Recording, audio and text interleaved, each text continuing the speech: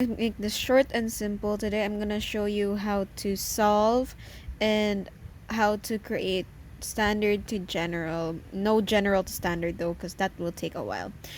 And I don't think Sir added that. So, first things first, we're going to do 1 to 5, then 1 to 3. Don't mind number 4. I don't. Yeah. So, first of all, number 1, determine the value of A if C equals to 13 and B equals to 12.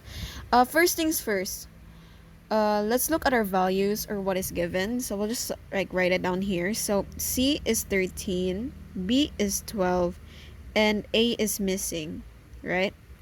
Now, this is the one thing though. Whenever there's 13 and 12, we have to think of the special right triangle that Sir says, or like this. It's basically something where it's like 6, 8, 10, 5, 12, 13. So we don't really need to solve for this one. It's 5 immediately. But if you wish to solve, then it's going to be a squared equals to, let's see, a squared equals to c squared minus b squared. Why? Because we're following the Pythagorean theorem, because in hyperbola, c is the biggest. So let's go with a squared equals to c squared. C squared is 13, so 13 squared, 13 times 13 is 169, minus 12 squared. 12 squared is 12 times 12, which is 144. Now we just minus it. 169 minus 144 is 25. Now you square root both sides of a squared and 25, which is a equals to 5, and that is our a, 5. Simple as that. Next, number 2, determine the value of C if A equals to 10 and B equals to 15. So, right, A equals to 10, B equals to 15, and we're looking for C. Since C is the longest in the hypotenuse of a hyperbola, it's C squared equals to A squared plus B squared, because if it's longer, then it is immediately plus, because this is the largest value. So first is A squared. A squared is 100 plus 15 times 15. We'll just solve that manually, which is 2 to 5. Alright, so we have 2 to 5. And then, so basically, we now plus it together. We have 3 to 5. Square there. Square root both sides. So it's C. And then, here's the thing. Here's the tricky thing. 325 can't be immediately square rooted. So we have to then look for factors that it can be square rooted. However, we're going to be using a calculator, so it's going to be easy peasy. So we'll just use our calculator. Already inputted it. 325 square rooted is 5 square root of 13. 5 square root of 13. So how does that basically work? So the factors of 325, since it's seen here, it's 5 square root of 13. Most likely it's 25 times 3. Oopsie. Times 13. So it's 3 to 5. You basically have to find a factor that can be square rooted. So like 16, 25, 9. And then you'll see if you'll have to like, yeah, ipagawas siya. Then siya sa gawas, just square root it. Number 3, determine the focal distance of a hyperbola if the transverse axis is 8 units long and the conjugate axis is 6 units long. So here it's a little bit trickier now because it's not using AC or B. AC, what? Anyway, so focal distance. Focal distance is denoted as C. The transverse axis is denoted as A. And the conjugate axis is denoted as B. Now, here's a little bit of the tricky part. We're looking for the C, right? However, as you can see or read here, it says transverse axis is 8 units long. Length is denoted in a different way. Think of it in a Cartesian plane. Whenever it says it's 8 units long, that means the entire length of it. So basically, you half it. So let's say it's 8 units long. So from here to here, it's 8, right?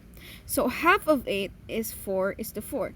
That's why transverse axis and conjugate axis length is denoted as 2a and 2b. So if ever it's saying long and then you are using a and b, all you have to do is divide it by So our transverse axis is going to be 4, and our conjugate axis is uh which is also 6 units long. So you just divide that by 2 and you get 3. Now you have to find the c, and if we remember it clearly, it's c squared equals to a squared plus b squared. So let's just substitute. A squared is 4, so 4 times 4 is 16, plus 3 times 3 is 9, and you get 25. Square root both sides, and you get 5. So our c, or our focal distance, is c. Next, this was a question, but I decided to just make it shorter so that it's easier for me to view. So let's see. The conjugate axis length is 40. The focal distance length is 29.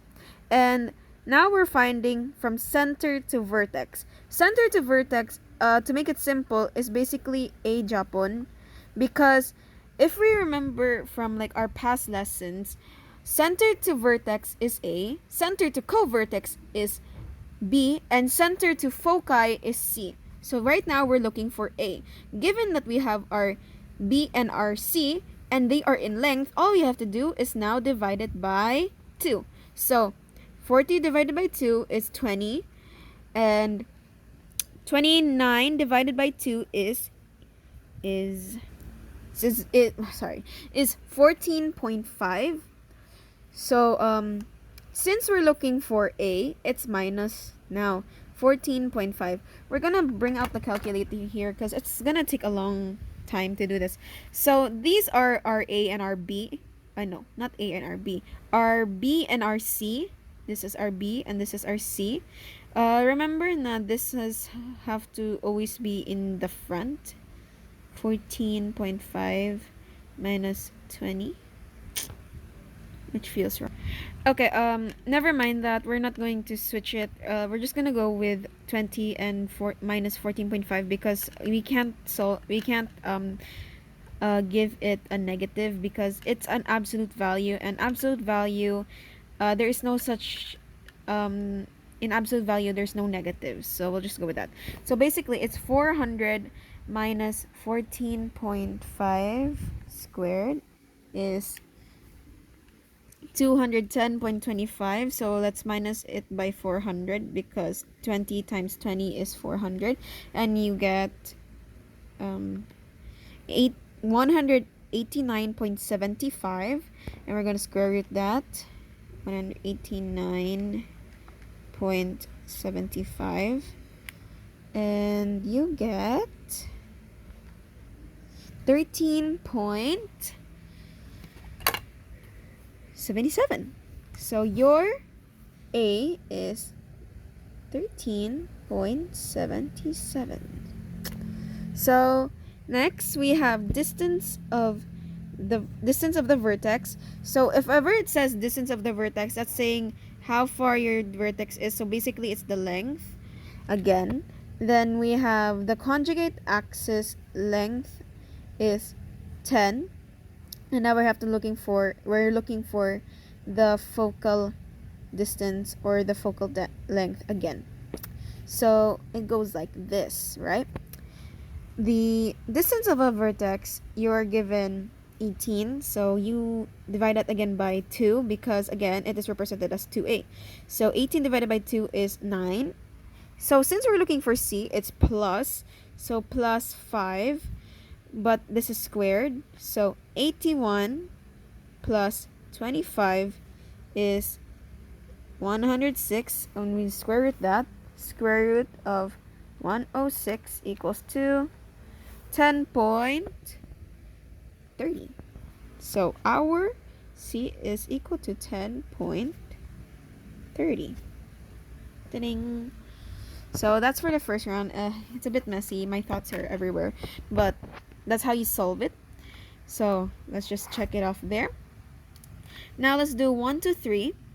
So here, basically, we're going to turn this from standard form, we find the standard form, and then we turn it into our general form. So first, let's look at our center. Our center is at 0, 0, and Now, how do we tell if it's vertical or horizontal? We look at the vertex. Which one is never changing? It's our y-axis. Whenever our y-axis is not changing, that would mean our graph is, or our formula is horizontal. So we'll just go immediate into it. So since we know it's horizontal, our equation should be x squared over a squared minus y squared over b squared equals to 1. So we are given positive negative 8. That's our a. So 8 is our a. And then we have b as 6. I say this because this in the graphing in the graph, it's 8 units to the left, 8 units to the right, and 6 units up, 6 units down. So that's already our distance or our length. So all we gotta do is take one of them or get the absolute value of it. So let's write it down. So it's x squared over 8 squared, but we're just gonna square it immediately. So it's x squared over 64 minus y squared over 36 equals to 1. Now the thing about this is that this is already the standard form. However, we need the general form as well. To get the general form, you multiply both sides by 36 and 64. Right there. 36, 64. So let's just do that. So 36, 64 multiplied by x squared over 64. Cross out 64 here, and you're left with 36x squared minus, do the same thing for the next one. You cross out 36, so that becomes minus 64y squared equals to 36 times 64. 36 times 64 equals to 2,304 times 1. 2,304 times 1 is 2,304. Then we go 36x squared minus 64y squared minus 2,304 equals to 0. Now, you can just leave it as this, but you can also divide it by... Okay, so you can also, how do you call this? How do you say this? Divide all of them by a certain number. So the common difference or the least common difference on this is 4. So let's go do that. So divide everything by 4. So 36 divided by 4 is 9x squared minus 64y squared over divided by 4 is 16y squared minus 20304. So we're just gonna use this. Divided by 4 is equal to 576 equals to 0. You can do this one or this one. This is because these are really big numbers, so that's why I just decided to find the common difference. So let's just go to number 2 already. For number 2, we have again our origin. It's at origin, and as you can tell, the constant number is at the y. So again, it's still horizontal. So we can immediately go into this. However, this time we don't have our b. How are we supposed to solve for b? You use your Pythagorean theorem. So b squared equals to c squared minus a squared. So b squared equals to c squared. C squared is, our c is 5. So we'll just immediately multiply that. So that's 25 minus our a squared, which is 9. So 25 minus 9 is 16. So it's 16. Now you square root it, and you get 4. So we have our b now. We have 4. 4 is b. A is 3. So this is a, this is b. So it's immediately like graph this already. So x squared, since again it's horizontal, over 9 minus y squared over 16 equals to 1. Now again, we have to turn this into our general form. So again, multiply both sides by 9 and 16. 9 and 16 here too. So let's go immediately into this. So we're going to cross out 9. So it's going to leave at 16x squared minus 16 crossed out. So we left with 9y squared equals to 9 times 16 is, hold on, 144. So we're going to write 16x squared minus 9y squared, and then we're going to cross it to the other side, and we get minus 144 equals to 0. So that's that one. Now let's go into one if ever we're on h and k. So where our center is 1 and 2, sort of 1 and 2, and this here, I wrote this down like this to mean or signify vertical. So our equation would be y minus k squared over a squared minus h minus x minus h squared over b squared equals to 1. So we're just gonna go into it immediately. So we write y minus our k. Since we have a center now, this is our k, this is h, and this is k. So we write y minus 2 squared over a squared. Let's read here. We have transverse axis length. So since it's a length, you divide it by 2 and you get 9. And that's our a. Since we need a squared, you multiply it by itself. So you get 81. Y minus 2 squared over 81 minus x minus h. What's our h again? Our h is 1. 1 squared over our b, or our conjugate axis length, is 12. So again, you divide it by 2 and you get 6. 6 times 6 is 36 equals to 1. You have your standard form. Now you're going to turn it into its general form. Multiply both sides by 81 and 36. It's just doing the same thing over and over again. This one just has a little more steps to it. So cross out again 81 and 81. So you're left with 36 y minus 2 squared minus this one and this one. Cross these two out. So you're left with 81 x minus 1 squared equals to 81 times 36. 81 times 36 is 2,916. 2,916.